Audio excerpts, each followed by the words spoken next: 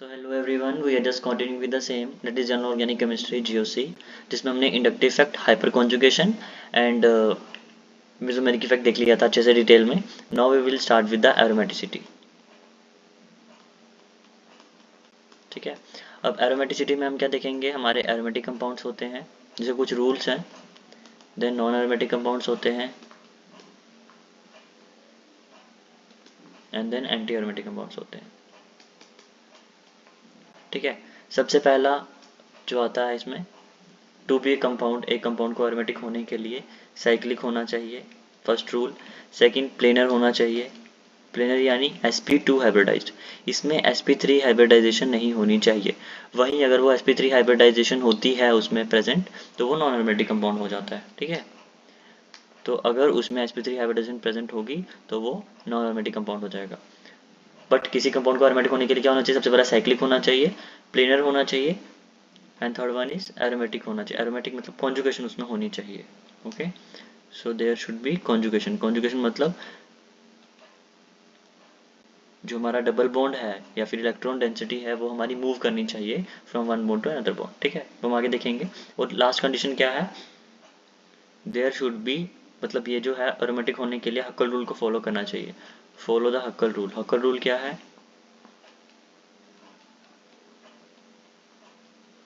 4n+2 pi electrons.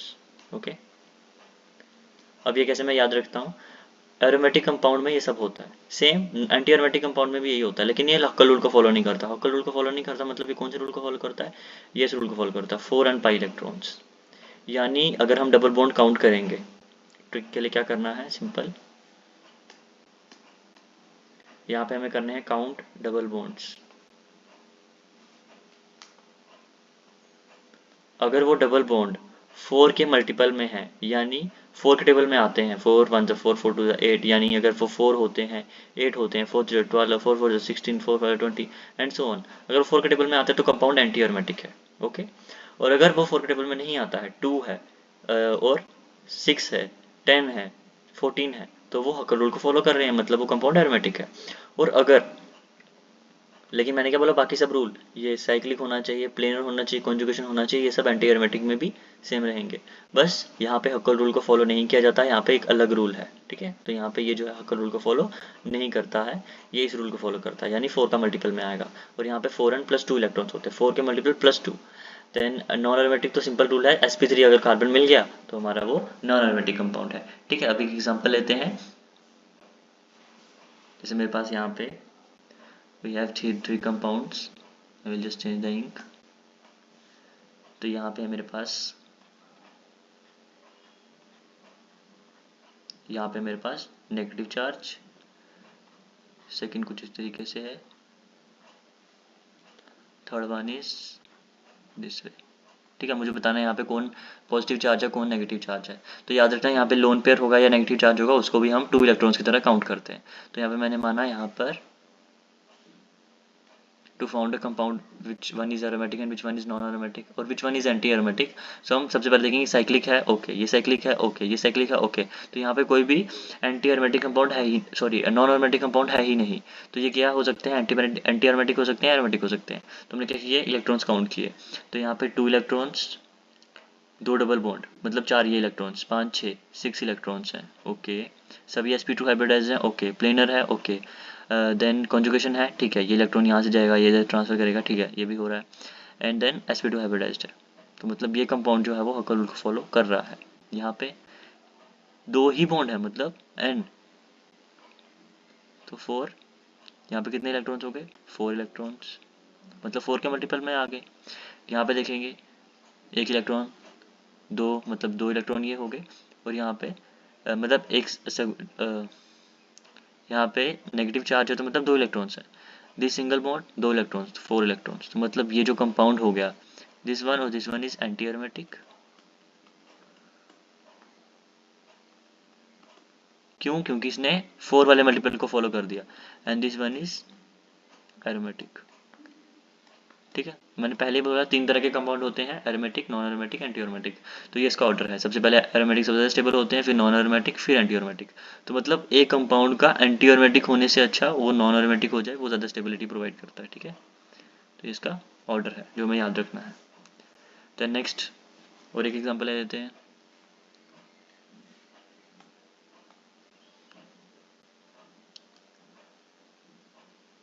I have this benzene ring.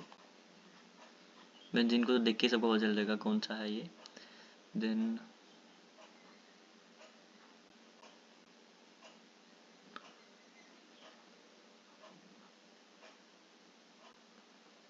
This is negative और ये electrons है, ठीक है।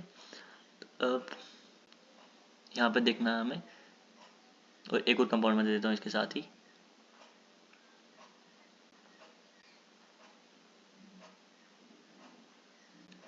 ये हमारा डेंसिटी।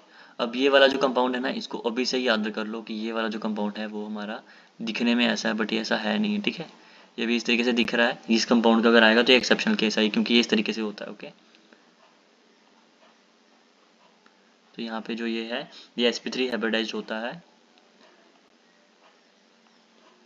ठीक है। तो ये कंपाउंड हमारा एंटी एरोमेटिक है, सॉरी नॉन एरोमेटिक है, क्योंकि sp3 हाइब्रिडाइज्ड है ना। एरोमेटिक होने के लिए कंपाउंड को हकल रूल फॉलो करना, हकल रूल फॉलो नहीं करेगा 4 के टेबल में आएगा तो एंटी एरोमेटिक, और अगर sp3 हाइब्रिडाइज्ड होगा तो हमारा नॉन एरोमेटिक। अब यहाँ पे हम इलेक्ट्रॉन्स काउंट करेंगे 6 इलेक्ट्रॉन्स, ओके। कोई हाइपर कॉन्जुगेशन है, ठीक है, सभी sp2 हाइब्रिडाइज्ड हैं, ठीक है। उसके बाद प्लेनर है, हाँ, साइक्लिक है, हाँ, ये वाला सेम सभी रूल्स फॉलो हो रहे हैं, लेकिन 2 to 4 to 6 to 8 electrons, 8 electrons मतलब 4 के टेबल में आया, मतलब ये कंपाउंड है मेरा एंटी एरोमेटिक। पर यहाँ पे ध्यान से देखना, यहाँ पे कोई भी sp3 है कार्बन तो नहीं है ना, नहीं है। और दिस वन इज यक्ल रूल को फॉलो कर रहा है, दिस वन इज एरोमेटिक। तो अगर वो पूछ लेगा इन तीनों में से बताओ कौन सा ज़्यादा स्टेबल है, तो first one is more stable, then C, then B, okay, जिसका स्टेबिलिटी ऑर्डर है। तो इस तरीके से हमें कंपाउंड को बता देना है। एक और एग्जांपल ले लेते हैं, जैसे मेरे पास एक और कंपाउंड है। तो पेपर में क्वेश्चन यही आता है कि बताओ एरोमेटिक कंपाउंड कौन सा, नॉन एरोमेटिक कंपाउंड कौन सा है, या फिर थोड़ा सा घुमा के पूछेगा, तो वो मैं आगे बता देता हूँ घुमा के कैसे पूछ सकते हैं वो। एक एग्जांपल और लेते हैं, जैसे मेरे पास दिस एग्जांपल थी।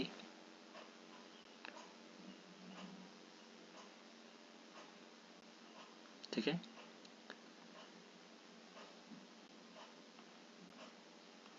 अब बताओ ये कंपाउंड एरोमेटिक है, नॉन एरोमेटिक है, एंटी एरोमेटिक है। अब देख के बच्चे बोलेंगे कि ये भाई एरोमेटिक है, ठीक है, या फिर एरोमेटिक होगा, एंटी एरोमेटिक होगा। नहीं, ये नॉन एरोमेटिक है। क्यों? क्योंकि यहाँ पर देखो, इस कार्बन की वैलेंसी एक ही है, एक ही है, एक ही है, मतलब 3 बॉन्ड है, लेकिन एक इसके पास ऐसा बॉन्ड है जो यहाँ पे प्रेजेंट है पर हमें दिख नहीं रहा है, यानी हाइड्रोजन। तो यहाँ पे हाइड्रोजन भी प्रेजेंट है,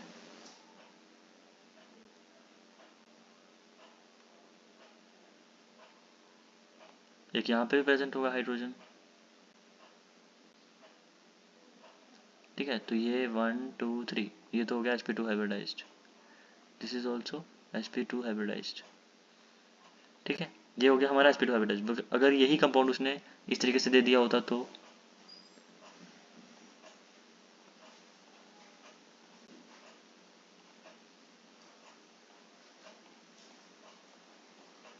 यहाँ पर मेरा आ जाएगा H प्लस, यहाँ पे आ जाएगा H। लेकिन ये वाला कार्बन देखो, एक एक हाइड्रोजन इसमें एक्स्ट्रा भी होगा, so this compound will be non-aromatic। क्यों? क्योंकि यहाँ पे ये जो कार्बन है इसका sp3 हाइब्रिडाइज्ड है,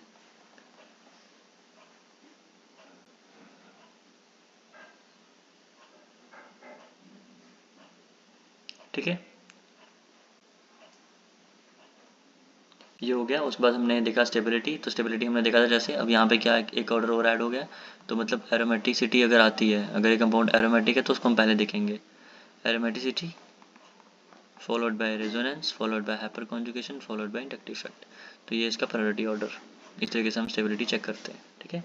नेक्स्ट है हमारा एरोमेटिक कंपाउंड्स को देखते हुए हम कुछ और जो हमारे पैरामीटर्स हैं उनको कंसिडर करते हैं। सबसे पहला बोलते हैं डाइपोल मूवमेंट या बॉन्ड लेंथ को कंसिडर करो,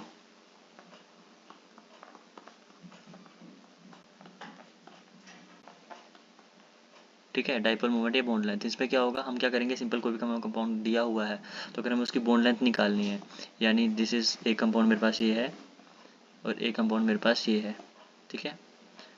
यहाँ पे डबल बॉन्ड ओ है, यहाँ पे डबल बॉन्ड ओ है, अब मुझे क्या निकालना है यहाँ पे इसका,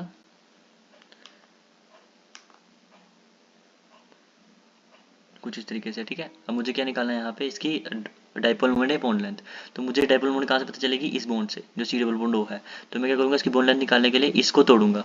अगर ये टूट जाता है इन केस, यहाँ पे माइनस चार्ज, यहाँ पे प्लस चार्ज, अगर यहाँ पे ये प्लस चार्ज स्टेबल हो रहा है इस रिंग में इन केस, तो जितना ज़्यादा स्टेबिलिटी आएगी, मतलब कंपाउंड अगर एरोमेटिक होगा, अगर वो इस ये प्लस चार्ज वैसे यहाँ पे तोड़ देंगे। अगर ये प्लस चार्ज इस रिंग में स्टेबल हो रहा है, मतलब इसकी स्टेबिलिटी है, यानी इसकी डाइपोल मोमेंट भी ज़्यादा होगी, इसकी बॉन्ड लेंथ भी ज़्यादा होगी, ठीक है। तो कैसे करेंगे, ये प्लस चार्ज को तो हम काउंट करते नहीं है हमारे नंबर ऑफ इलेक्ट्रॉन्स में, ये 2 इलेक्ट्रॉन्स, देयर आर 2 इलेक्ट्रॉन्स, यहाँ पर 2 to 4 इलेक्ट्रॉन्स। तो ये कंपाउंड मेरा हो गया एरोमेटिक, ये हो गया एंटी एरोमेटिक। तो कौन सा स्टेबल हुआ, किसका डाइपोल मोमेंट ज़्यादा हुआ, एरोमेटिक वाले का, इसका तो नहीं हुआ। एक और एग्जांपल ले लेता हूँ, जैसे मैंने एग्जांपल यहाँ पे ले ली,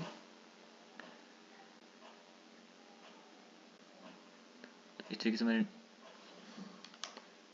से मैंने डबल बॉन्ड बना दी, और यहाँ पे मेरे पास सेम, यहाँ पे प्लस चार्ज क्रिएट हुआ, प्लस चार्ज क्रिएट हुआ, तो यहाँ पे 1 2 3 6 इलेक्ट्रॉन्स। तो ये वाला भी मेरा हो गया एरोमेटिक,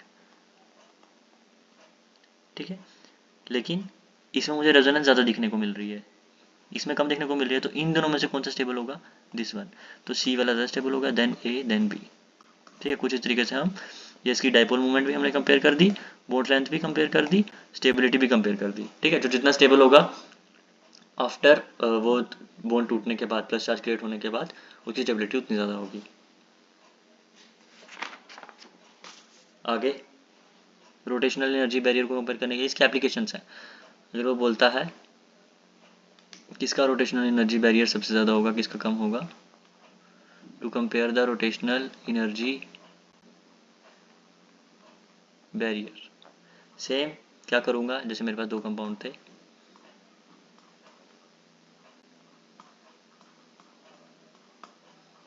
ठीक है, और एक मेरे पास ये कंपाउंड था। अगर मैं इस बॉन्ड को तोड़ूं, ठीक है, इस बॉन्ड को इस तरीके से तोड़ना है कि स्टेबल बन जाए। तो मैंने इस बॉन्ड को तोड़ा, यहाँ पे नेगेटिव चार्ज, यहाँ पे पॉजिटिव चार्ज, इस बॉन्ड को इस तरीके से तोड़ा, यहाँ पे नेगेटिव चार्ज, यहाँ पे पॉजिटिव चार्ज। अब ये पॉजिटिव चार्ज यहाँ पे कितने हो गए, 4 इलेक्ट्रॉन्स, यहाँ पे कितने हो गए, 6 इलेक्ट्रॉन्स। क्यों, क्योंकि दो नेगेटिव चार्ज भी क्रिएट होगा। यहाँ पे कितने हो गए, 2 इलेक्ट्रॉन्स, यहाँ पे कितने हो गए, 6 इलेक्ट्रॉन्स। 6 और 2 एरोमेटिक है, ये एरोमेटिक है, this one is anti aromatic and this one is aromatic. तो मतलब अगर बॉन्ड टूटने के बाद एक एरोमेटिक, दोनों एरोमेटिक बन रहे हैं, यहाँ पे एक एरोमेटिक है, एंटी एरोमेटिक बन रहा है, तो मतलब ये ज़्यादा स्टेबल होगा। क्यों, क्योंकि दोनों एरोमेटिक कंपाउंड बना रहा है। तो मतलब यहाँ पे जो रोटेशन एनर्जी बैरियर है उसको हम कर रिड्यूस कर सकते हैं। उसके बाद बोलता है नेक्स्ट रिएक्शन अगर करवानी हो with HCl, HBr, HI, H2SO4 या फिर AgNO3 से भी हम करवा सकते हैं, या SbCl3, ठीक है। इन दोनों की अगेंस्ट रिएक्टिविटी। तब होता क्या है, रिएक्शन को समझो। जैसे मैंने मान लिया मेरे पास दो कंपाउंड थे, एक ये था OH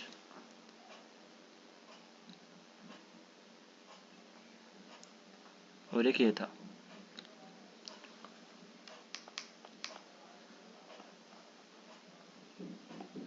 OH, ठीक है। पहले मैं देख लो रिएक्शन विद HCl, BHBr, ये सब। तो अब HCl HBr क्या करेगा, हमारा HCl आएगा H प्लस Cl माइनस, मतलब H प्लस तो इस वाटर को ले जाएगा, Cl माइनस यहाँ पे जुड़ जाएगा। तो Cl को यहाँ पे जुड़ने के लिए यहाँ पे पॉजिटिव चार्ज क्रिएट होगा, ठीक है। तो मतलब ये बॉन्ड कुछ इस तरीके से टूटेगा कि वाटर इसको ले जाएगा, यहाँ पे पॉजिटिव चार्ज। सेम यहाँ पर भी ये टूटेगा इस तरीके से। अब हम देखेंगे ये कंपाउंड जो बन रहा है, यहाँ पे बन रहे हैं 2 इलेक्ट्रॉन्स, यहाँ पे बन रहे हैं 2 2 4 4 इलेक्ट्रॉन्स। ये कंपाउंड बन रहा है एंटी एरोमेटिक, ये बन रहा है एरोमेटिक। तो this will be more stable, ठीक है। तो मतलब इसके अगर मैं HCl के साथ या HBr HI के साथ रिएक्शन करवाऊंगा तो ये कंपाउंड ज़्यादा स्टेबल हो जाएगा। उसके बाद मैंने क्या बोला, रिएक्टिविटी विथ AgNO3 या SbCl3, उसमें भी सेम ही फंडा यूज़ करना है। रिएक्टिविटी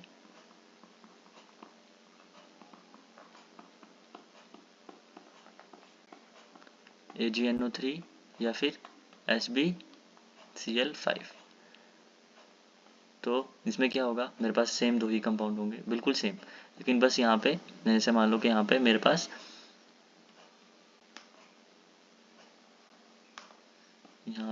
जुड़ा है, मेरे पास दिस सेम। अब Cl की जगह OH की जगह Cl जुड़ा है, ठीक है। Cl। अब ये AgNO3 क्या करता है, AgCl फॉर्मेशन करता है, मतलब Ag प्लस NO3 माइनस, यानी ये AgCl को ले जाएगा और NO3 माइनस यहाँ पे आ जाएगा, मतलब यहाँ पे पॉजिटिव चार्ज क्रिएट होने वाला है, तो ये इस तरीके से भागेगा। ठीक है, तो सेम मतलब सब में हम पॉजिटिव चार्ज क्रिएट कर रहे हैं और फिर स्टेबिलिटी देख रहे हैं। इधर 2 इलेक्ट्रॉन्स, इधर 4 इलेक्ट्रॉन्स, कौन सा वाला स्टेबल है, दिस वन इज स्टेबल क्योंकि ये एरोमेटिक है, this one is anti aromatic, तो मतलब ये वाला कंपाउंड जो है स्टेबल हो जाएगा टुवर्ड्स द AgNO3 या फिर SbCl5। एक और है रेट ऑफ प्रोटोनेशन। प्रोटोनेशन क्या हुआ,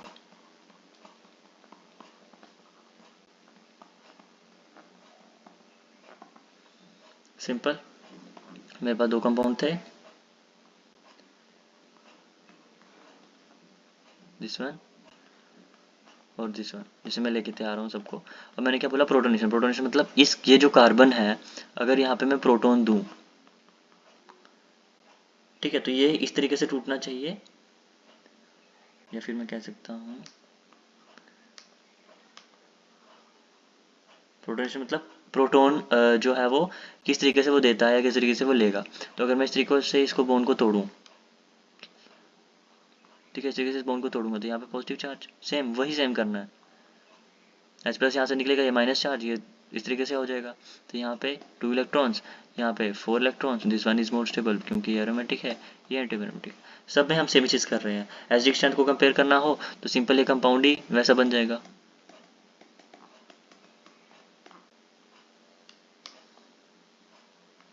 एसिडिक स्ट्रेंथ यानी मेरे पास एक ये कंपाउंड था, लेकिन यहाँ पे H ग्रुप जुड़ा हुआ है, और एक ये कंपाउंड था। अब मुझे पूछ रहा है कि बताओ इनमें से H प्लस कौन रिलीज करने वाला है पहले।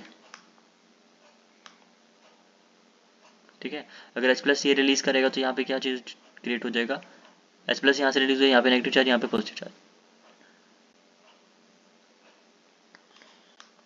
H प्लस यहाँ से क्रिएट होगा तो मतलब H प्लस निकलेगा यहाँ से, तो मतलब यहाँ पे नेगेटिव चार्ज। सेम हेयर, यहाँ पे नेगेटिव चार्ज, ये H प्लस निकल गया, तो मतलब यहाँ पे हो गए 4 इलेक्ट्रॉन्स, यहाँ पे हो गए 6 इलेक्ट्रॉन्स। कौन सा वाला ज़्यादा स्टेबल है, 6 इलेक्ट्रॉन वाला ज़्यादा स्टेबल है। ठीक है, तो इस केस में ये ज़्यादा स्टेबल हो जाएगा, यानी हम चार्ज क्रिएट करेंगे उसके बाद उसकी स्टेबिलिटी देखेंगे। क्यों ये ज़्यादा स्टेबल है, क्योंकि ये है एरोमेटिक, ये एंटी एरोमेटिक, क्योंकि 4 के टेबल में आ रहा है, ये 4 के टेबल में आ रहा था जिस तरीके से, तो बस थोड़ा सा रिवर्स हो गया। तो ये था हमारा एरोमेटिसिटी के बारे में। एरोमेटिसिटी हमारी क्या करती है, डिफाइन करती है स्टेबिलिटी। ठीक है, उसके बाद मैंने ऑर्डर बता दिया किस तरीके से हमें डिफाइन करना है। उसके बाद दो आगे टॉपिक हैं, एक है हीट ऑफ हाइड्रोजनेशन, इस पे इतना क्वेश्चन आता नहीं है बट है मेरे सिलेबस में कवर किया हुआ है, तो इन केस अगर आ जाए तो इस तरीके से हमें फाइंड आउट कर देना है।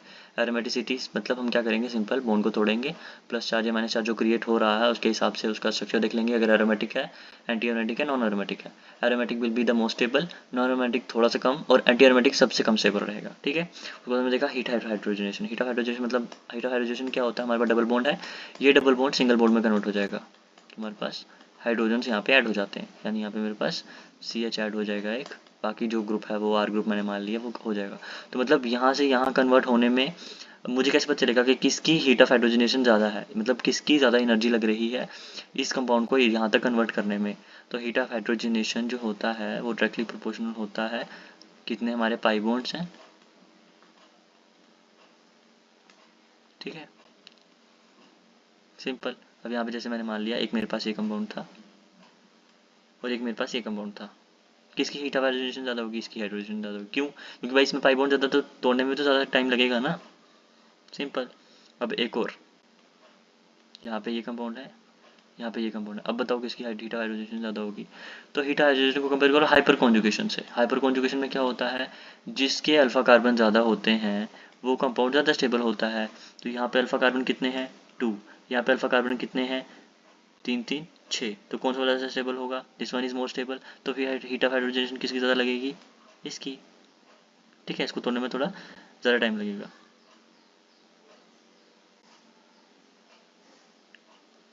और जिसकी हीट ऑफ हाइड्रोजनेशन ज़्यादा होगी उसकी स्टेबिलिटी कम होती है।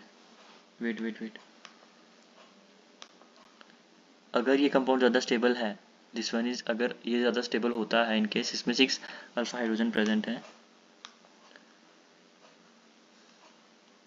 और यहाँ पे 2 अल्फा हाइड्रोजन प्रेजेंट है, मतलब ये कंपाउंड है ज़्यादा स्टेबल। तो ज़्यादा स्टेबल होगा उस पर हीट ऑफ हाइड्रोजन कम लगेगी। तो इसमें ज़्यादा मतलब जो हम स्टेबिलिटी से भी कंपेयर करेंगे, जो ज़्यादा स्टेबल होगा उसकी हीट हाइड्रोजन, जो कम स्टेबल होगा उसकी हीट हाइड्रोजन ज़्यादा होगी, जो ज़्यादा स्टेबल होगा उसकी हीट हाइड्रोजन कम होगी। ठीक है, तो ये ज़्यादा स्टेबल था इसलिए इसकी हीट हाइड्रोजन कम हो गई। देन लास्ट है हीट ऑफ कंबशन।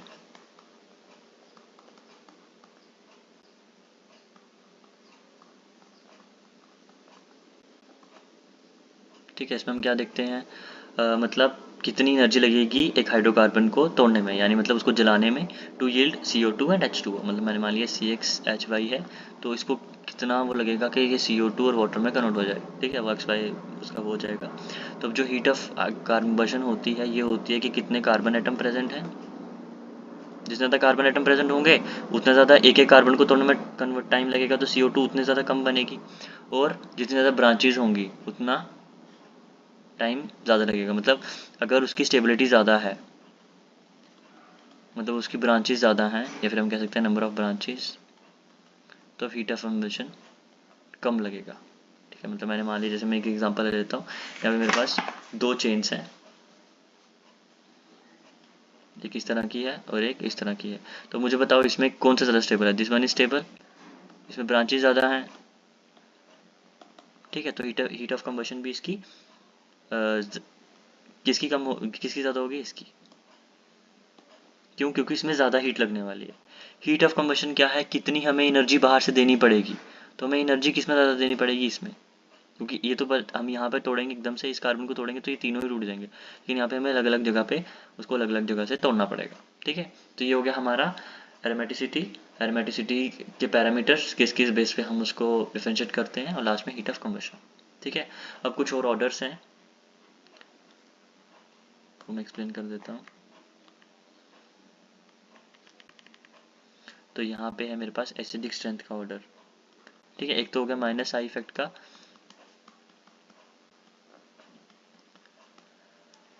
और एक हो गया प्लस आई इफेक्ट का ऑर्डर। ठीक है, अब ये एसिडिक स्ट्रेंथ का भी एक अलग से ऑर्डर है। अगर ये वाला ग्रुप प्रेजेंट होगा तो एसिडिक स्ट्रेंथ बढ़ जाती है। उसके लिए हमें ट्रिक से याद रखना है, I will just change the ink.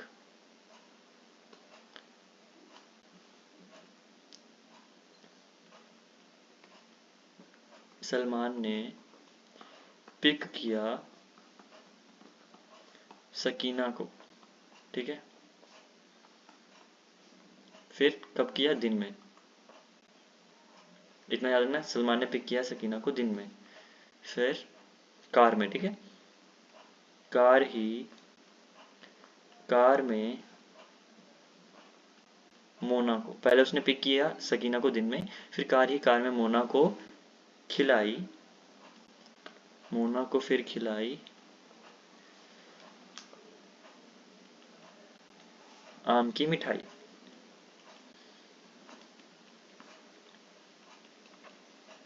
पहली लाइन यहाँ तक है कि उसने पिक किया सकीना को दिन में, फिर कार में मोना को खिलाई उसने आम की मिठाई, फिर आगे किसके साथ आम की मिठाई, देन पानी और अल्कोहल के साथ, पानी और अल्कोहल के साथ। देखो साथ साथ में उसने मिठाई खिलाई, वो पानी भी पिलाया और अल्कोहल के साथ। ठीक है, उसमें जो बोलते हैं क्या, अल्कोहल वगैरह मिला दिया। देन लास्ट में अलका, अब जो उसकी फ्रेंड थी तीसरी, वो बोलती है, यहाँ पे तीसरी लाइन शुरू हुई, अलका बोली आ। ठीक है, तब किस तरीके से इसको लिखना है, सलमान ने, मतलब यहाँ पे हो जाएगा SO3H की एसिडिक स्ट्रेंथ सबसे ज़्यादा होती है। पिक किया मतलब पिक्रिक एसिड कैसा होता है, हमारे पास तीन, हमारे पास NO2 ग्रुप अटैच होते हैं OH के साथ, तो यहाँ पे OH होगा, there is benzene ring, meta पे नहीं होते अटैच। ठीक है, NO2 NO2 NO2, this is picric acid. तो मैं यहाँ पे लिख भी रहा हूँ, दिस इज पिक्रिक एसिड। पहले आएगा SO3H, फिर पिक्रिक एसिड, देन सकीना यानी स्क्योरिक एसिड। स्क्योरिक एसिड कैसे होता है, एक स्क्योर शेप में होता है, उस पर दो कीटोन ग्रुप अटैच होते हैं और दो अल्कोहल ग्रुप अटैच होते हैं। ओके, अब दो अल्कोहल ग्रुप अटैच है तो मतलब यहाँ पे डबल बॉन्ड आ जाएगा। ठीक है, दिस इज स्क्योरिक एसिड, स्क्योर की फॉर्म में इसलिए स्क्योरिक एसिड। देन दिन में, दिन मतलब दिन से डाई नाइट्रोफिनोल, डाई नाइट्रोफिनोल यानी 2 नाइट्रो है और फिनोल, तीन वाला आ गया पिक्रिक एसिड, 2 वाला यानी एक मेटा पोजीशन पे, सॉरी एक ऑर्थो पोजीशन पे होगा और एक पैरा पोजीशन पे होगा, और यहाँ पे OH होगा। तो देयर इज NO2, ठीक है। यहाँ पे मैंने लिखा है, ये सबको पता होगा डाइनाइट्रोफिनोल। जैसे SO3H का सबको पता है सल्फोनिक एसिड। देन कार ही कार में, अब कार है, एक का कार्बोक्सिलिक एसिड है और एक है कार्बोनिक एसिड। तो सबको पता है कार्बोक्सिलिक एसिड का सबसे ज़्यादा रहता है COH, लेकिन यहाँ पे 2 तरह के कार्बोक्सिलिक एसिड होंगे, एक जिसमें होगा HCOH फॉर्मिक एसिड, दूसरा है जिसमें होगा फिनाइल COH, दूसरा होगा R जिसमें R ग्रुप जुड़ा हुआ है। उसको याद रखना, पहले H वाला होता है, देन फिनाइल वाला, देन R वाला, ठीक है। इसमें तीनों में, कार में यानी H2CO3, H2CO3, मोना मतलब मोनो नाइट्रोफिनॉल। तो यहाँ पे OH आ जाएगा और यहाँ पे NO2 आ जाएगा। कहाँ पे? ऑर्थो या पैरा पोजीशन पे, ठीक है। अब यहाँ पर भी ऑर्थो पैरा वाला हो गया, ऑर्थो पैरा मेटा पे भी आ सकता है। तो यहाँ पे पैरा वाला स्टेबल रहता है, देन ऑर्थो देन मेटा, ठीक है। Para ortho Meta. फिर खिलाई मतलब फिनोल। अब भाई इतना ट्राइनाइट्रोफिनोल, डाइनाइट्रोफिनोल, मोनोनाइट्रोफिनोल, अब सिर्फ phenol, okay. This is OH। फिर खिलाई से कुछ नहीं है। आम मतलब अमोनियम, तो ammonium will be NH4+। Ammonium. मिठाई मतलब मिथानॉल की क्या क्या होता है CH3OH। पानी का सबको पता है वाटर। अल्कोहल मतलब अल्कोहल कुछ भी हो सकता है, उससे पहले OR, तो OR से R वाला ROH, ठीक है। और अल्कोहल मतलब अल्कोहल तो है लेकिन R वाला, और अल्कोहल ROH।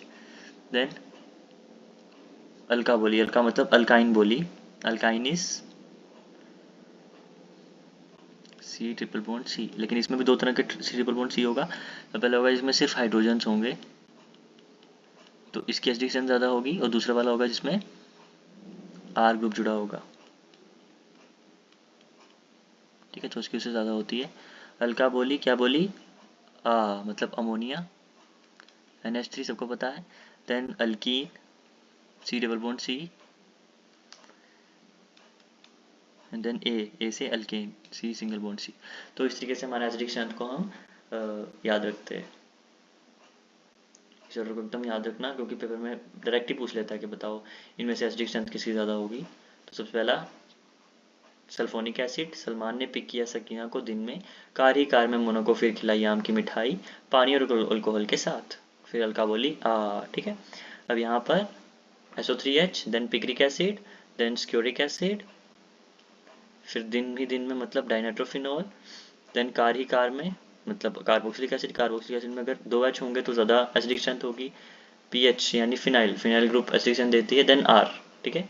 तो ये भी हमें याद रखना है, पहले H वाला, then phenyl, then R, then H2CO3 carbonic acid, mononitrophenol, phenol, then आम की मिठाई अमोनियम, मिठाई, पानी मतलब वाटर, अल्कोहल पानी और अल्कोहल के साथ यानी ROH, देन अल्का बोली, इसमें हमारे पास 2 तरह का है, एक जिसमें दोनों में H होगा, एक में H और एक में R होगा।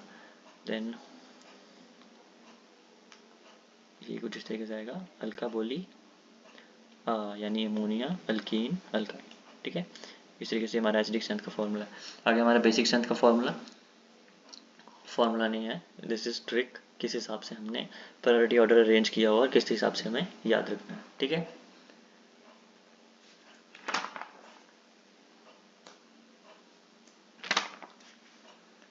उसके बाद एक और है हमारे पास कीटोन्स, डाइकीटोन्स और डायल्डिहाइड्स का। एक और है हमारे पास एसिडिक स्ट्रेंथ का जो हमें याद रखना है। तो सिर्फ ये याद ही रखने वाली चीज़ें हैं, इसको एकदम रट्टा मार लेना ताकि अगर पेपर में डायरेक्ट क्वेश्चन आए तो छूटे ना। तो इसमें हमारे पास आ जाएगा, पहले लिखो डाइकीटोन्स, फिर लिखो डाईएल्डिहाइड्स, फिर लिखो डाई एस्टर्स, ठीक है। बस पहले डाइकीटोन्स, डाईएल्डिहाइड्स, डाई एस्टर्स। सबसे पहले डाइकीटोन्स की सबसे ज़्यादा होती है, मतलब अगर कोई भी ग्रुप, यहाँ पे मैं एक एग्जाम ड्रॉप कर देता हूँ,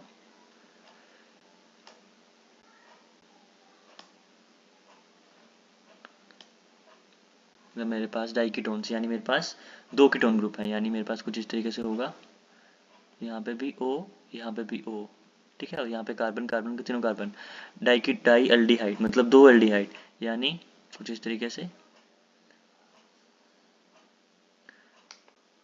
CHO, यानी यहाँ पे C double bond OH, then एक carbon and then C double bond OH, इसकी स्टेबिलिटी।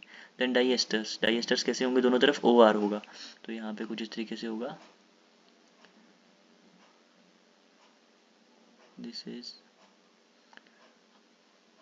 डबल बॉन्ड O, बीच में कार्बन, एस्टर बनाने के लिए OR, यहाँ पे OR मतलब कोई भी हम कार्बोक्सिलिक मतलब कोई भी कार्बन चेन हम जोड़ सकते हैं, ठीक है। तो होगा डाइकीटोन, डाइएल्डिहाइड, डाइएस्टर्स। लेकिन मैंने क्या बोला, कीटोन की सबसे ज़्यादा, एल्डिहाइड की, देन एस्टर्स की। तो डाइकीटोन्स के बाद एक कीटो एल्डिहाइड करके एक नाम का कंपाउंड होगा जिसकी इसके बाद आएगी। तो पहले मैंने क्या बोला, इन दोनों को याद कर लो ताकि अगले याद रहे। तो डाइकीटोन के बाद रहता है कीटो एल्डिहाइड,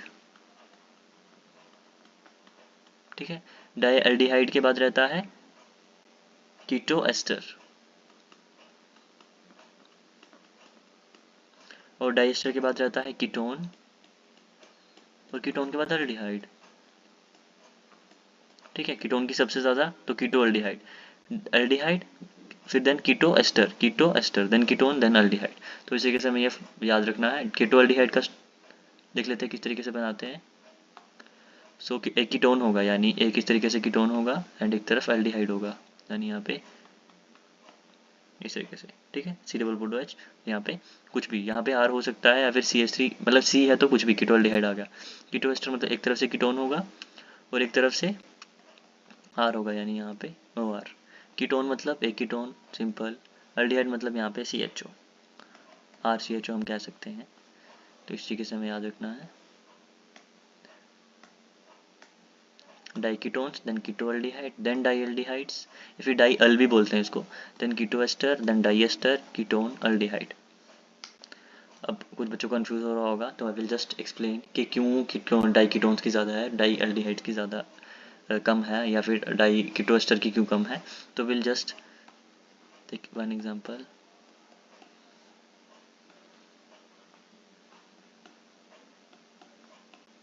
OR OR,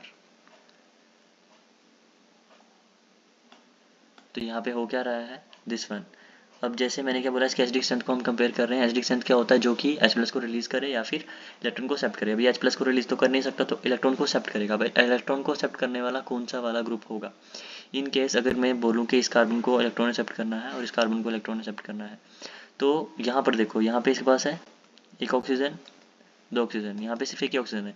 तो यहाँ पे जो CH3 है वो इसको इतना फोर्स नहीं करेगा, लेकिन ये वाला जो डबल बॉन्ड है ये इसको इलेक्ट्रॉन दे देगा। तो यहाँ पर ये वाला कार्बन एक्सेप्ट करने के लायक नहीं रहेगा। This carbon should be positive, ताकि वो इलेक्ट्रॉन को एक्सेप्ट कर सके, ओके। अब ये वाला कार्बन उससे ज़्यादा एग्जिबिट करता है कि भाई ये तो ले सकता है, लेकिन ये वाला कार्बन ले ही नहीं सकता। क्यों नहीं ले सकता है, क्योंकि भाई इसके पास पहले ही OR करके ग्रुप है। तो ईस्टर वालों की तो एसिडिटी सबसे कम हो गई। एल्डिहाइड के केस में क्या देखते हैं हम, यहाँ पे सीधा CHO है, ठीक है। तो जो H ग्रुप है वो यहीं से रिलीज हो जाएगा, पीछे क्या क्रिएट हो जाएगा, पॉजिटिव चार्ज, तो वो ले लेगा। लेकिन ये वाला जो ग्रुप है, दिस ग्रुप CH3, इसको स्टेबिलिटी प्रोवाइड करता है, जिस वजह से वो इलेक्ट्रॉन ले सकता है। तो ठीक है, तो इस तरीके से इलेक्ट्रॉन जो हमारा एसिडिक स्ट्रेंथ है वो बढ़ाता है। तो ये वाला थोड़ा सा याद रखना, अगर वो गलती से सिर्फ यही दे दे कि डाइकीटोन दे दिया उसने और एक केटो एस्टर दे दिया, तो पूछ लिया बताओ इनमें से कौन सा ज़्यादा एसिडिक है, तो डाइकीटोन्स ज़्यादा एसिडिक है, ठीक है। तो इस तरीके से हमें याद रखना है।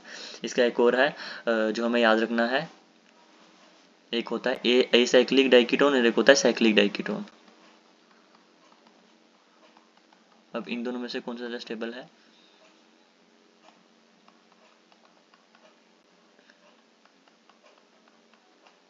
तो एसाइक्लिक डाइकीटोन मतलब एक सिंपल सा है, this one this one. Cycling मतलब एक साइकिल है, यानी एक साइक्लिक रिंग है, यहाँ पे O है, यहाँ पे O है। अब हमने क्या देखा था, जब यहाँ पे ये जो डबल बॉन्ड है इसकी जो ओरिजिनल पोजीशन होती है, दिस इज अल्फा कार्बन के पास अल्फा हाइड्रोजन होगा। अब अल्फा हाइड्रोजन के पास क्या हो सकता है, टेट्रोमरिज्म हो सकता है, यानी यहाँ से हाइड्रोजन गायब हो जाए और ये वाला हाइड्रोजन ये ले ले तो कीटोनल कंटेंट बन जाए। तो यहाँ पे क्या होता है, डायरेक्ट यहाँ पे O ही रहेगा, यहाँ पे OH आ जाएगा, OH आ जाएगा तो मतलब हाइड्रोजन बॉन्डिंग आ जाएगी, हाइड्रोजन बॉन्डिंग आ जाएगी तो स्टेबिलिटी आ जाएगी।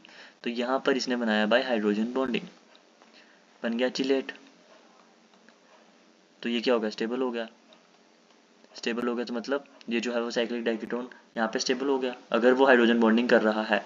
लेकिन ये वाला this one is less stable, this one is more stable. क्यों स्टेबल होगा, क्योंकि यहाँ पे उसने चिलेट फॉर्मेशन कर दी या फिर हाइड्रोजन बॉन्डिंग कर दी। वहीं यहाँ पे अगर ये OH वाला करेगा, अगर कुछ इस तरीके से OH बना दे यहाँ पे, ठीक है, और यहाँ पे इसका डबल बॉन्ड फॉर्मेशन कर दे, बिल्कुल जैसे इसने किया, यहाँ से इसने अल्फा हाइड्रोजन लिया तो यहाँ पे इसका डबल बॉन्ड फॉर्मेशन हो जाएगा, ठीक है।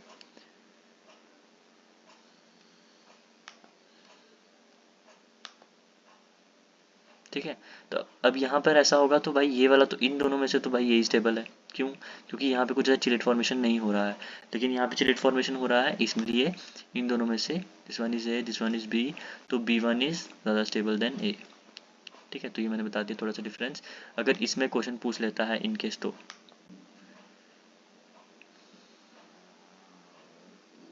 ठीक है, ये हो गया हमारा एसिडिक स्ट्रेंथ को किस तरीके से हमें कंपेयर करना है। नेक्स्ट आगे चलते हैं हम बेसिक स्ट्रेंथ के ऊपर। उससे पहले यही जो मैंने अभी टोटोमेरिज्म बनाया, तो कीटोइनोल कंटेंट देख लो। जो कीटोइनोल कंटेंट है यानी टोटोमेरिज्म है, टोटोमेरिज्म में क्या होता है मैंने पहले ही बताया था।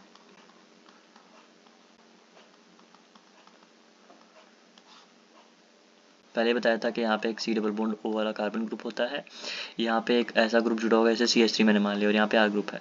अब क्या होता है, यहाँ पे इनकी दोस्ती कम होती है, ये डबल बॉन्ड यहाँ पे शिफ्ट हो जाता है, ये H+ यहाँ पे चला जाता है। ठीक है, जैसे मैंने बताया था कि ये वाला ऑक्सीजन जो है वो लालची हो जाता है और वो बोलता है कि मुझे बैलून के साथ खेलना है, तो ये H+ यहाँ पे आ जाएगा, OH बन जाएगा, और ये वाला डबल बॉन्ड फॉर्मेशन यहाँ पे हो जाती है। ठीक है, तो ये कुछ इस तरीके से CH2 हो जाएगा और यहाँ पे OH हो जाएगा, मतलब कीटो बन गया और इनोल बन गया। This is keto, this is enol. अब मुझे बताओ इन दोनों में से स्टेबिलिटी किसकी ज़्यादा है। अब अगर कार्बन आइन मतलब जब ये बॉन्ड टूटता है, ठीक है, तो जब ये H+ यहाँ से निकलता है तो यहाँ पे क्या बन रहा है, O- है, CH2 यहाँ से H+ निकला।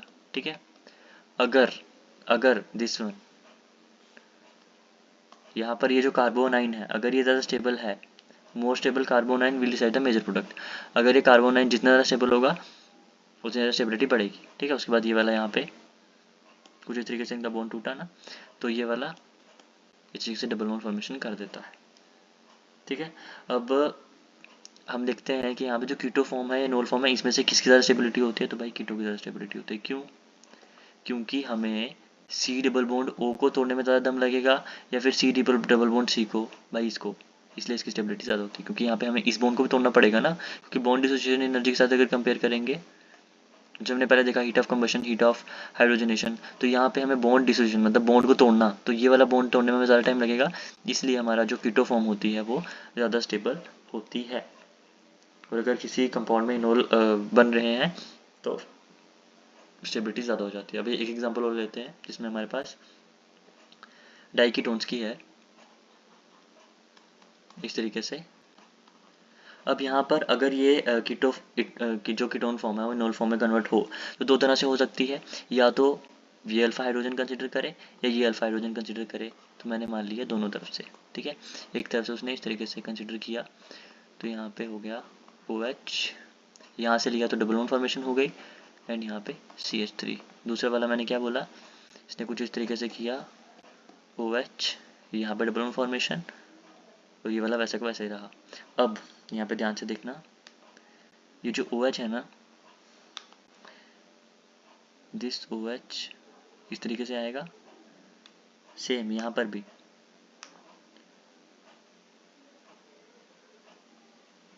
अब देख के पता चल गया होगा चिलेट फॉर्मेशन होने वाली है, तो यहाँ पे इसने चिलेट बनाया। ठीक है, सेम इसने भी यहाँ पे चिलेट फॉर्मेशन कर दी। अब मुझे बताओ इन दोनों में से कौन ज़्यादा स्टेबल है, कौन सा ज़्यादा स्टेबल है। ऑफ कोर्स अगर ये चिलेट बना, सेम यहाँ पे भी चिलेट बना, लेकिन अगर मैं इसको A नाम दूँ, इसमें B नाम दूँ, तो B will be most stable. क्यों, क्योंकि भाई यहाँ पे डबल बॉन्ड भी तो दो आ रहे हैं, यहाँ पे सिंगल एक डबल बॉन्ड आ रहा है क्योंकि उसने साइड पे शेयर किया है। तो यहाँ पर जो मोस्ट स्टेबल हो जाएगा दिस विल बी 2, क्योंकि यहाँ पे 2 पाई बॉन्ड है। हमने पहले ही बोला था रेजोनेंस भी होनी चाहिए। ठीक है, तो जितने ज़्यादा पाई बॉन्ड होंगे उतने ज़्यादा उसकी स्टेबिलिटी बढ़ जाएगी। ठीक है, तो ये हो गया एसिडिक स्ट्रेंथ के कुछ बेसिक ऑर्डर्स और कुछ एग्जांपल जिस तरीके से हम वो डिफाइन कर सकते हैं। ठीक है, एक और एग्जांपल देख लेते हैं। तो यहाँ पर मेरे पास था कुछ इस तरीके से डबल बॉन्ड ओ।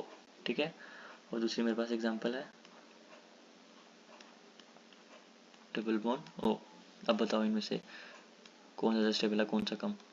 तो जब मैं इसको तोड़ूंगा तो ये वाला अल्फा हाइड्रोजन यूज़ करेगा, ये वाला अल्फा हाइड्रोजन यूज़ करेगा, तो ये वाला कंपाउंड कुछ इस तरीके से बन जाएगा OH, sorry sorry sorry sorry sorry.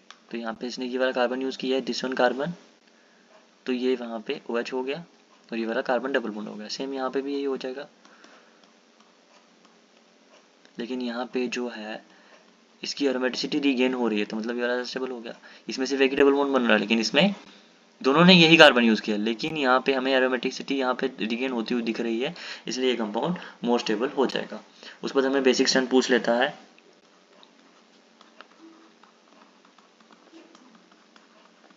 तो बेसिक स्ट्रेंथ के लिए हमें बस ये याद रखना है, बस ऐसे लाइन डालनी है। ये हमारा प्रेडिक्टेबल होता है, मैंने पहले बताया था।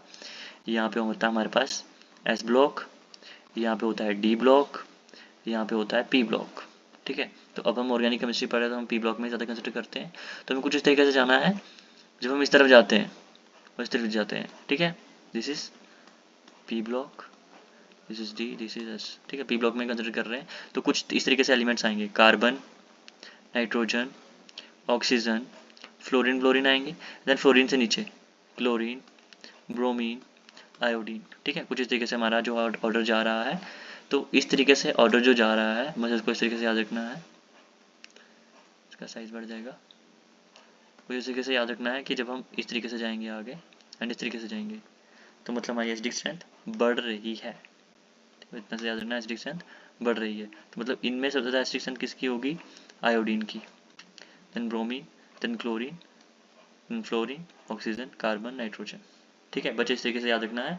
फ्लोरीन की सबसे ज़्यादा एसिडिक स्ट्रेंथ होती है, देन आयोडीन की सबसे ज़्यादा। फ्लोरीन की इस लाइन में, मतलब जब हम अलॉन्ग द पीरियड देखेंगे तो हमारा फ्लोरीन की ज़्यादा होगी, अलॉन्ग द ग्रुप देखेंगे तो आयोडीन की ज़्यादा होगी। तो मेरे बेसिक में यही है। तो यही होता है कि जब हमारा लेफ्ट टू राइट जाते हैं तो एसिडिक स्ट्रेंथ बढ़ती है और टॉप टू बॉटम जाते हैं तो एसिडिक स्ट्रेंथ बढ़ती है। ठीक है, इस तरीके से। तो अगर वो बोल देगा, जैसे हमने उसने एग्जांपल दे दी मेरे को, CH4 NH3 H2O HF HCl HBr HI, तो किसकी एसिडिक स्ट्रेंथ ज़्यादा होगी? ऑफ कोर्स मुझे ऑर्डर पता है, तो HI की सबसे ज़्यादा होगी, then HBr, then HCl, then water से भी ज़्यादा होगी, देन CH4 की सबसे कम होगी। ठीक है, इस तरीके से हमें फॉलो करना है और हम बेसिक स्ट्रेंथ को डिफाइन कर देंगे। अब उसके बाद आता है कुछ ऑर्डर, जिस तरीके से हमने देखा डाइकीटोन्स वाला और एसिडिक स्ट्रेंथ का ऑर्डर, जैसे सलमान ने पिक किया सकीना को, वो सब ऑर्डर। अब यहाँ पे भी एक ऑर्डर हो रहा जाता है। अब बेसिक स्ट्रेंथ होती क्या है, सबसे पहले जैसे मैंने मान लिया मेरे पास एक कंपाउंड था, दिस इज नाइट्रोजन, इसके पास लोन पेयर होता है। ठीक है, इसके पास 3 ग्रुप अटैच है।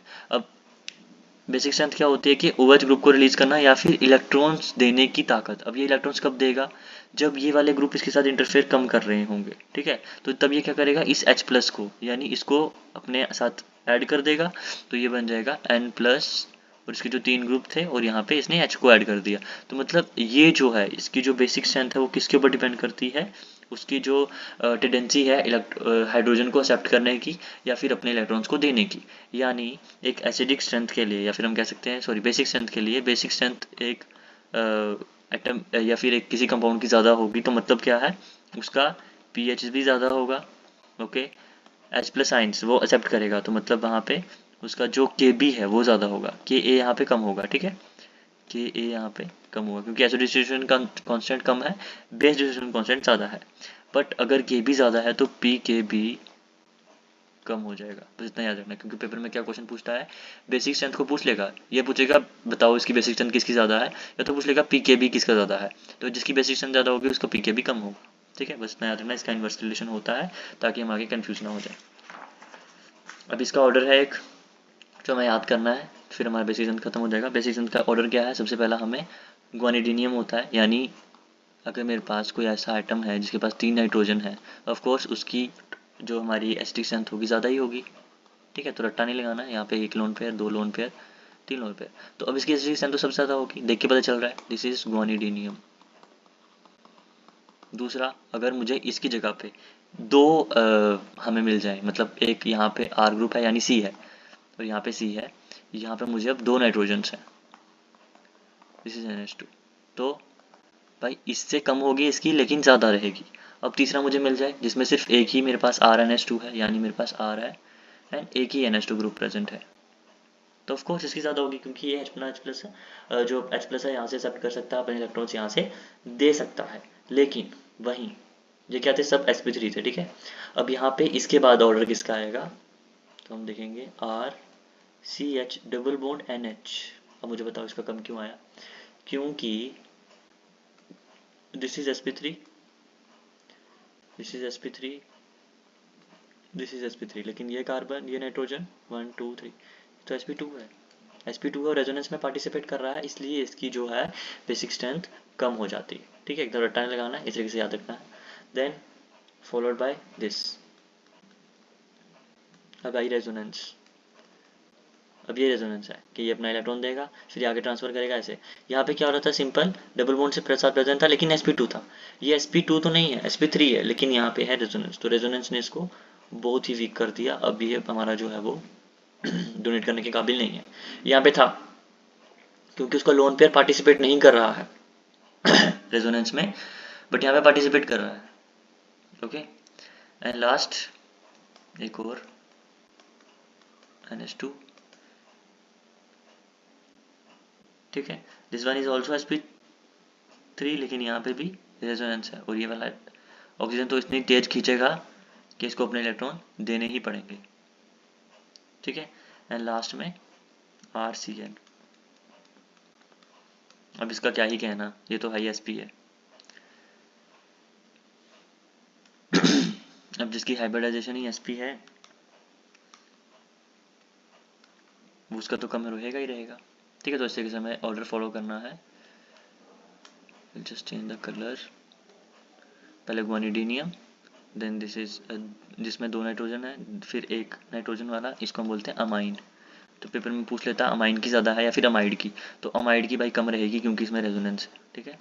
देन ये sp2 वाला, फिर रेजोनेंस वाले, ये भी रेजोनेंस वाला है, ये भी रेजोनेंस वाले हैं, तो इसमें रेजोनेंस नहीं हो रही है, ठीक है, याद रखना इसमें कोई भी रेजोनेंस नहीं हो रही है, बट सिर्फ कार्बन sp2 है, नाइट्रोजन sp2 वैलेंसी में चला गया है, इसको बोलते हैं इमाइन। तो इसकी कम हो जाती है विद अमाइन, लेकिन अमाइड से ज़्यादा ही रहती है इसकी भी, ठीक है। इसकी रेजोनेंस है, this is amide and this last is cyanide, ठीक है। तो इसकी सबसे कम रहेगी, तो ये हमारा बेसिक स्ट्रेंथ का ऑर्डर है, ठीक है। मैं लिख देता हूँ, this is basic strength order. Notes मिल जाएंगे एकदम डिस्क्रिप्शन में और यही वाले मिलेंगे, ठीक है।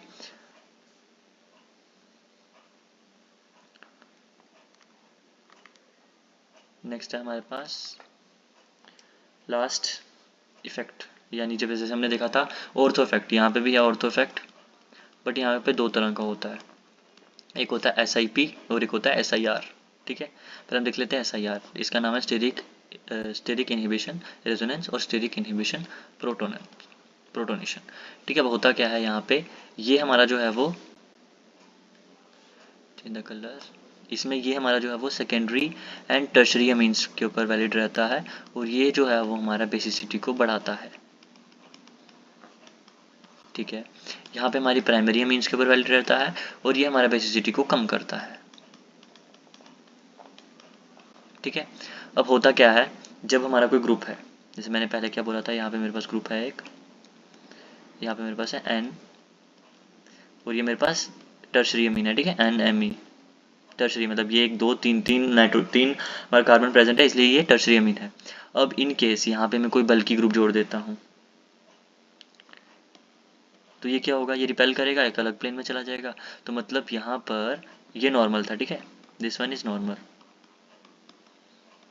This is nitrogen, this is Me, this is Me, यानी यहाँ पे टर्शरी हमारा नाइट्रोजन था और यहाँ पे मेरा कोई भी ग्रुप जुड़ा नहीं था। तो ये वाला जो मेरा था ना, ये लेस, इसका जो लोन पेयर था वो लेस अवेलेबल था क्योंकि वो पार्टिसिपेट कर रहा था हमारा इन रेजोनेंस। बट यहाँ पे जो ग्रुप है, ये ग्रुप इतना खतरनाक होता है कि रिपेल कर देता है उसको, तो वो अलग ही प्लेन में चला जाता है। अब ये वाला जो अलग प्लेन में चला जाएगा, इन केस दिस वन, ये इतना ग्रुप जो है वो अलग प्लेन में चला जाएगा, तो इसका नाइट्रोजन मोर अवेलेबल हो जाएगा।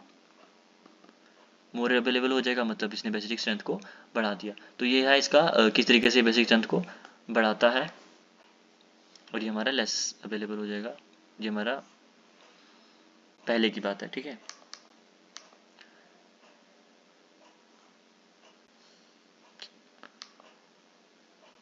ओके, तो कुछ इस तरीके से लेस अवेलेबल और वहाँ पे मोर अवेलेबल। अब यहाँ पे क्या होता है सिंपल, यहाँ पे हमारा सिंगल सी अमाइन होगी, यहाँ पे मेरे पास जो नाइट्रोजन है उसके साथ कोई भी NH2 जुड़ा हुआ है, मान लो NH2, एंड दिस विल भी कुछ इस तरीके से। अब यहाँ पे मैं कोई बल्कि ग्रुप जोड़ूँ या कोई ना जोड़ूँ, फ़ायदा कुछ है नहीं है, ठीक है। अगर मैं ग्रुप को जोड़ता भी हूँ तो वो इसको रिपेल करेगा, लेकिन ये लोन पेयर इतना अवेलेबल नहीं रहता है, ठीक है। तो ये ग्रुप ही दूसरे उसमें चला जाता है अनदर प्लेन में, तो ये NH2 जो है वो इतना अवेलेबल नहीं रहता है, जिसकी वजह से ये लेस स्टेबल हो जाता है, लेस स्टेबल देन दैट, इससे भी कम, इससे भी बहुत ज़्यादा कम स्टेबल हो जाता है। क्यों?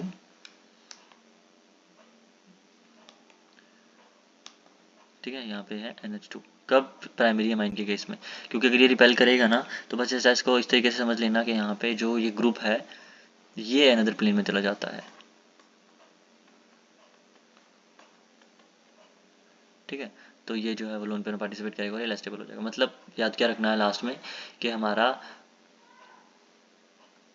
ठीक है, हमारा क्या याद हमें रखना है कि जब हमारी सेकेंडरी या टर्शरी मीन्स प्रेजेंट होती हैं, ठीक है, तो हमारा जो बल्कि ग्रुप होता है वो इसको रिपेल करता है और वो अनदर प्लेन में चला जाता है, जिसकी वजह से लोन पेयर जो है वो हमारा मोर अवेलेबल हो जाता है और मोर स्टेबल हो जाता है। मोर अवेलेबल, मोर स्टेबल, ठीक है। तो ये सब एकदम ऐसे याद रखने वाली भी चीज़ नहीं है, एकदम याद रहेगी खुद ही। तो इसमें ऐसी बेसिक स्ट्रेंथ होती है वो बढ़ जाती है in case of secondary and tertiary aromatic amines, ठीक है। That's all about basic strength के बारे में और एसिडिक स्ट्रेंथ के बारे में, ठीक है। तो आज हमने देख लिया एरोमेटिसिटी, देन हमने heat of hydrogenation, heat of formation को थोड़ा सा देखा, और एरोमेटिसिटी के कौन से पैरामीटर की वजह से हम डिफाइन करते हैं कि कंपाउंड एरोमेटिक है, नॉन एरोमेटिक है, एंटी एरोमेटिक है, और इन फैक्टर्स की वजह से हम dipole movement, bond length, rotational barrier, rotational energy barrier, reaction, reactivity, वो सब हम डिफाइन कर लेते हैं कि किस तरीके से हम जो हमारा कंपाउंड है वो स्टेबल है या अनस्टेबल है, बन रहा है, ठीक है। देन हमने देखा एसिडिक स्ट्रेंथ के ऑर्डर, बेसिक स्ट्रेंथ के ऑर्डर, और लास्ट में ये, ठीक है। तो यहाँ पे मैंने क्या बोला, SIR इफेक्ट और SIP इफेक्ट। तो यहाँ पे मैं समराइज कर देता हूँ, SIR, SIP। यहाँ पे अगर मेरे पास कार्बोक्सिलिक एसिड प्रेजेंट होगा या फिर हमारे पास सेकेंडरी या टर्शरी अमीन्स प्रेजेंट होंगी, ठीक है। और SIP तो सिंपल प्राइमरी अमीन्स के लिए होता है, ठीक है। हो क्या रहा है यहाँ पे, ऑर्थो इफेक्ट के लिए, हाँ, this is for the ortho effect. Ortho effect मतलब ऑर्थो पोजिशन पे अगर मेरा CEOH ग्रुप के साथ कोई बल्कि group again G group should be, क्या होना चाहिए, बल्कि होना चाहिए, क्या नहीं होना चाहिए, H नहीं होना चाहिए, फ्लोरीन नहीं होना चाहिए, OH नहीं होना चाहिए, NH2 नहीं होना चाहिए, CN नहीं होना चाहिए, ठीक है। तो ये हमने पहले भी डिस्कस किया था। तो यहाँ पे मैंने क्या बोला, ये एसिडिक स्ट्रेंथ को बढ़ाते थे, ये बेसिक स्ट्रेंथ को बढ़ाते हैं, ठीक है। SIR इफेक्ट मतलब यहाँ पे अगर ऑर्थो पोजीशन पे अगर मेरी सेकेंडरी टर्शियरी अमीन है या फिर COH ग्रुप जुड़ा हुआ है तो एसिडिक स्ट्रेंथ और बेसिक स्ट्रेंथ बढ़ जाएंगी, लेकिन अगर मेरी प्राइमरी अमीन है तो बेसिक स्ट्रेंथ कम हो जाएगी, पहले से भी कम हो जाएगी, इन केस अगर मैं बल्कि ग्रुप को सब्स्टिट्यूट कर देता हूँ वहाँ पर, तो ठीक है। बस इतना से याद रखना है, ठीक है। ये था मेरा SIR और SAP इफेक्ट, ठीक है। इन द नेक्स्ट क्लास हम देखेंगे स्टेबिलिटी ऑफ इंटरमीडिएट्स, यानी all about the carbocation, carbanion and carbon free radical, और कुछ क्वेश्चन प्रैक्टिस करेंगे ताकि ये चैप्टर हमारा खत्म हो जाए, ठीक है। इसी के साथ हमारा जनरल ऑर्गेनिक केमिस्ट्री खत्म हो जाएगा, and will start with the next topic, okay. अभी के लिए इतना ही, थैंक यू सो मच।